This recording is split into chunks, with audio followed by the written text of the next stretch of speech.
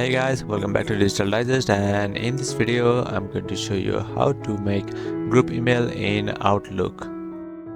Alright, let's get started. So first what you have to do is log into your Microsoft account of the Outlook. So over here you can see the Microsoft Outlook. Now over here go to this website and sign in to Microsoft Outlook. So once you have logged into your account, here you can see the option for people.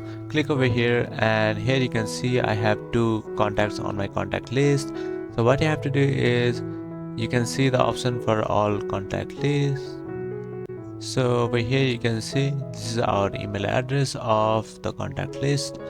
So next what you have to do is send group email. So how you can do it, just follow the steps in the video. So here you can see the send email option. Tap on this send email and here you can see the group name of the contact list. So yeah, that is how you'll be able to make group email on Outlook. Thank you for watching this video and I'll see you on the next one. Also don't forget to subscribe to our channel for more videos like this.